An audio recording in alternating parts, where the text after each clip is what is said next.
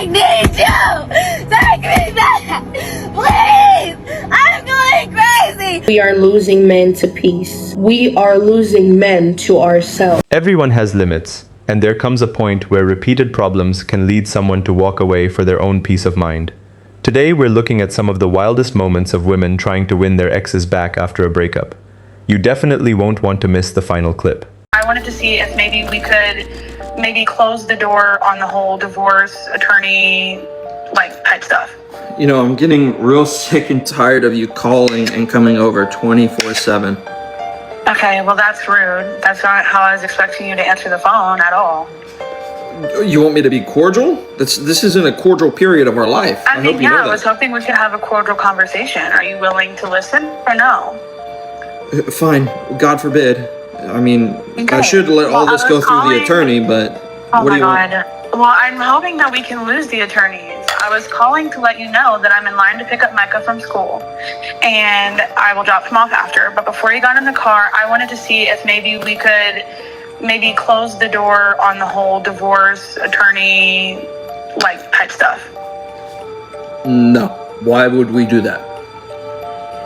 Well, if you want me to be honest, Brian cheated on me. So, we're not together anymore. And so, I mean, we built a beautiful life together, and I understand that me, so making the Tinder and everything, I poetic understand justice that right fucked it there. up and that was a mistake. That's some poetic justice. You don't have to be rude. You're not.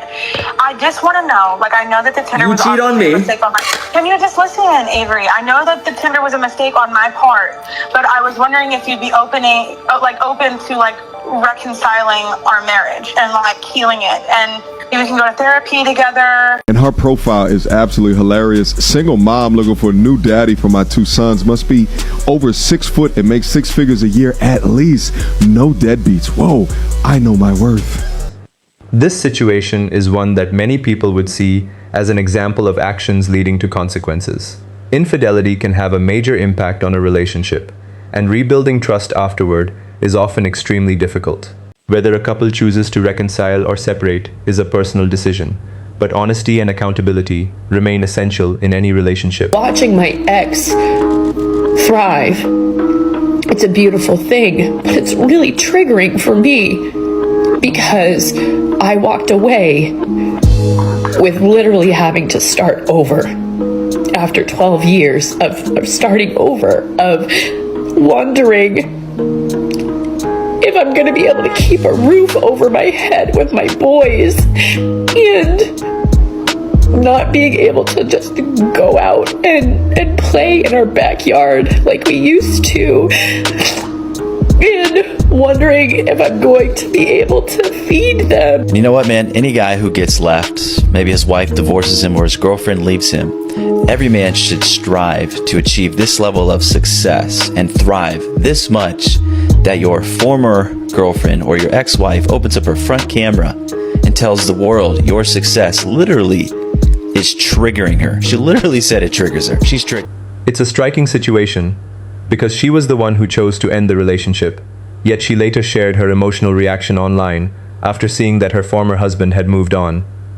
Moments like this often show how feelings can change over time and how the reality after a breakup may be different from what someone expected. Stop. Stop.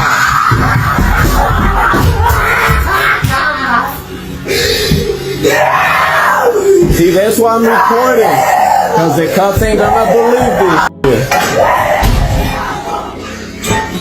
But she also needs an exorcism. Men 1000% should just start walking around with body cams on them 24/7, because 1000% she would have tried to blame that on him. I have 2 children. I have one that's almost 9 and I have one that just turned 4, and neither of them have ever thrown a tantrum that ridiculous. All in unison, at the count of 3, I want you to guess why she's throwing that tantrum. 1, 2, 3. Wow, you all got it right. Yes, she was caught cheating. Oh my God, I mean, it's just proof, right? Women can be vomiting, crying, throwing up all over themselves, flailing, and that will still be lying.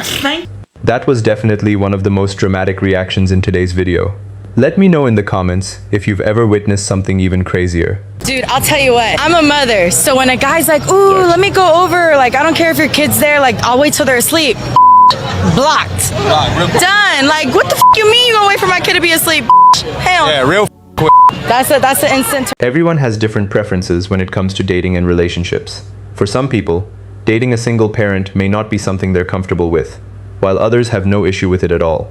In the end, compatibility comes down to finding someone whose expectations and life circumstances align with your own. We are losing men to peace. We are losing men to ourselves.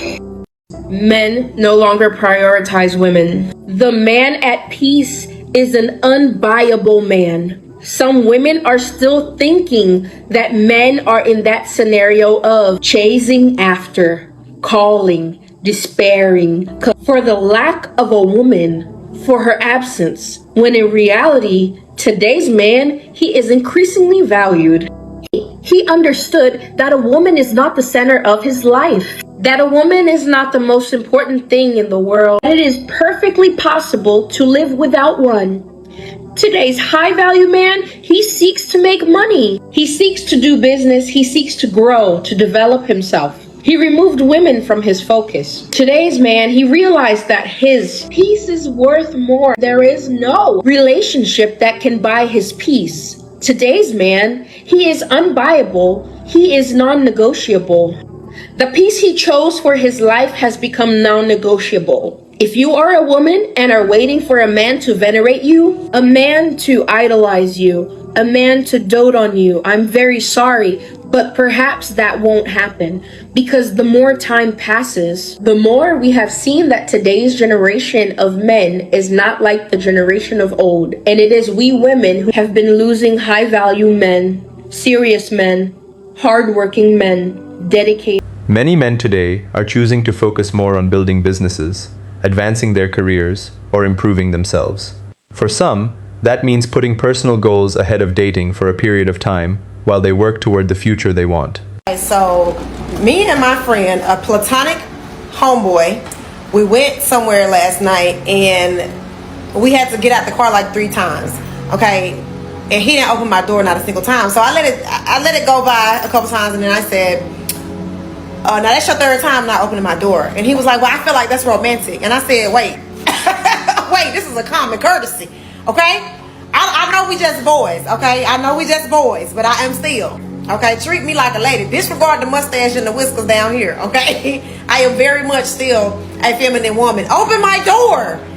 Open my door. Am I tripping? Bro, open my door, bro. What y'all think? You know, if you ask a lot of women how they feel about traditionalism, they don't like it. But usually when you ask them why they don't like traditionalism, they talk about the things they don't want to have to do that are considered traditional. Because in today's culture, if two people are just friends and there's no romantic interest between them, it's natural that they may treat each other differently than they would on a date. Friendships and romantic relationships often come with different expectations and gestures. I moved on and I got married. You got married? Yeah. You currently married? Yes. Oh, yeah. No. Oh, you gotta be kidding me. Ma'am, are you trolling me? No, I'm not. You broke up, this guy called it out, and you said you went and got in therapy. Yeah. And you're married, and you're actively on a platform with 1 million folks, actively talking about leaving your husband to get back with your ex. What? Go ahead. Yeah, he's high value, and my husband is 25 years older than me. And so I would want to be with this other high value man because he's only about 15 years older than me. So. And what does your husband do for a living? He's a pipe fitter. He works at a shipyard. So, if I'm hearing you correctly, you're with a previously high value man who was 15 years older than you? Yes. And you kind of ruined that relationship, ran in a ditch. He suggested therapy. And you came in saying you went and got therapy, but also in that course of time, you moved on and you got married to a man who's 25 years older than you.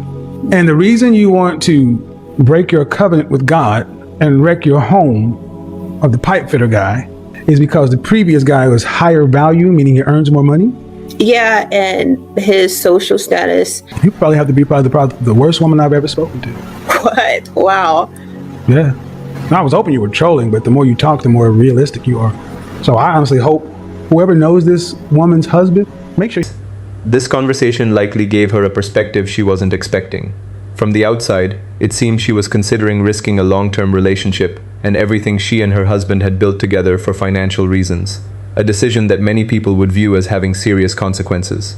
You side with a man or woman in the case I'm about to present here, okay? I'm actually going to side with the man on it, but I'd like to hear what you have to say. So, this man and this woman, husband and wife, they're having a party. They've been married for a couple years, and the guy's stepkid, her kid, you know, is there at the party. Everybody's having a good time or whatever, and he's giving relationship advice to some of their friends. And she comes over and says, don't take relationship advice from him. And he says, thinks she's playing around and says, well, it got me you, didn't it?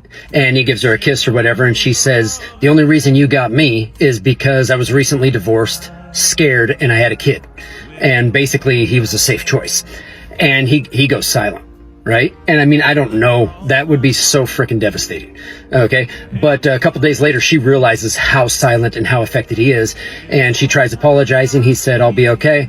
And then like 2 weeks later, she's starting to get into panic because he will not talk to her. He won't do anything. She starts cooking his favorite foods, trying to do all the things that he likes, even goes so far as to have their kids go stay at her parents' house, or his stepkid and her kid go stay at the parents' house.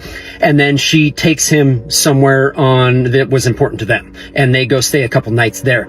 And then when they come back, he goes to work for a couple days. He comes back. As soon as he walks in the door, he said, can you sit down on the couch for a second? Sits down and said, we're done. We're getting a divorce. And she tried everything. She begged him not to go. She said, I love you now. I'm so sorry. Blah, blah, blah. I actually side with the guy on this, and I'm not trying to be mean. I understand everybody's situation would be different, but the fact of the matter is, and a lot of people are going to say, no, you work harder on a marriage. To me, that contract's null and void because she did not love him when she got into the relationship. Okay. She saw safety. She was panicked after her recent divorce, being a stay-at-home mom with a single kid. So she latched onto the first guy she didn't even love because he had money and could provide safety. And that's what she did, and admitted that's what she did. And so when he found out, he's like, oh, you don't love me? I don't want you then. Okay, the only thing that gives me hesitation about ending the marriage and everything would be the kid. How attached to him is the kid? Because it sounded like the other father wasn't in, he's a father figure, but the other real dad wasn't in the picture. And so you kind of don't want to harm the kid, but I'm also one who does not believe in parenting marriages. I've seen 4 of them in my own life. Every single one of them have their kids horrible messes, multiple divorces when they get older and all that stuff. But that's a side subject. This subject is, do you agree with this guy for divorcing her? She said she admitted she didn't love him. She just chose him for safety. And to me, that would be about the only more devastating thing a woman could do is love me and then cheat on me, which to me means she never really loved me in the first place. But let me know what your thoughts are. I would definitely side with the guy on this, but I understand. If someone enters a relationship mainly for security or stability, rather than genuine connection, it can raise concerns about long-term compatibility. In this situation, the man appears to value strong principles and believes that a person's early intentions can often reflect how they approach the relationship as a whole. Did you cheat on me? I was ovulating. You don't know women. You haven't grown up with women. My body, I was just listening to my body. We are chemically created. I have this chemical thing in me where I have to reproduce. My body, I was just listening to my body, you know? I was at the club, there was a man there, cute, couple drinks in. I was like, my body was like, reproduce. What are you talking? So you're blaming science for you cheating on me? Yes, I had no control. Okay, yeah, you didn't have to go home with him. You obviously don't understand what it's like being a woman. Like, my body is chemically built so that I have to reproduce, and I was just listening to my body while I was ovulating. Do me a favor, please. Get out of here. Get out of here, man. Is that a thing? I've never heard that. I have never heard that. My body was screaming. All right, well, my eggs were like, let me intertwine with his... That has to be one of the most unusual explanations I've heard in these videos. While people may experience natural impulses, many would argue that relationships still depend on personal responsibility, self-control, and the choices each person makes. Here's straight. My ex-wife and I co-parent fine. No issues. We didn't have any conversations past what needed to be happening for our kid. But now over the last couple of months, all of a sudden, she wants to be my friend. She wants to come to my house and sit on my counters and crack jokes and, talk about her day and talk about her problems with work and everything else. She wants to have holidays together as a family, and she wants to make me coffee in the morning when I go over to pick my kid up to take him to school. She wants to invite me up to her apartment and help her fix little things around her apartment. She wants sympathy from me when she doesn't feel good, when she's sick, when she's got to go to the doctor or anything like that. When she's stranded 30 miles away from my house in a downpour and a thunderstorm, she calls me expecting me to grab my truck and go pick her and her motorcycle up. She wants to do Halloween themed like a family with our son. But when I finally saw the light and I finally said, what's going on here? Like, is she trying to get back in my life? Is she trying to be back together? And so I asked her about it. She said, no, you're crazy. We already tried the dating and marriage thing. Why would we do it again? I'm sorry, ma'am. I made it perfectly clear to you that I will not be your friend. We can co-parent. We can, do all that stuff. That's fine. I have no issue with that. But we don't need to talk. I don't need to hear you vent about your work or all this stuff. I don't need you calling me in the morning when you get fired from a job crying your eyes out. I don't need you telling me that you're not wearing panties. Friends don't do that. I almost got sucked back into the trap. I almost thought for a minute that maybe she came around. Maybe she's changed. Maybe she's a better person. Maybe she's going to be the wife that I wanted. But then she gaslit me. She got on that phone telling me that I was angry. I wasn't raising my voice at all. I was simply trying to explain how I don't want to be your friend. I've already set that boundary. And now you're stepping on that boundary, and I'm enforcing that boundary. And you're acting like I'm nuts for thinking that you wanted to try again after you doing all of this stuff. No, you cannot gaslight me. I'm sorry. You cannot make me the problem just because you don't want to address your feelings. You don't want to address your pride. You ran around talking shit about me to your family, your friends, everybody you know, all the guys you've went out with. And now, if you were to actually do what you want to do, what your heart is telling you to do, because all your actions are saying that's what you want, if you were to actually give in to that, now all your family and your friends and everybody would think you're nuts because you ran around talking shit about me the whole time. Wait a minute. If he's such a bad person and he did these things that you claim he did, why are you trying to get back together with him? So your cop-out is that, this is what's best for our kid. Us being friends is what... No, it's not. What's best for our child is for us to just simply co-parent and not talk. Unless it has to do with our child. All the other extra shit, you're not getting your cake and eat it too. You're not getting the benefit of me as your husband without me getting the benefit of you as my wife. From what's shown, it appears that she was the one who chose to end the marriage, but later found that moving on wasn't as straightforward as expected.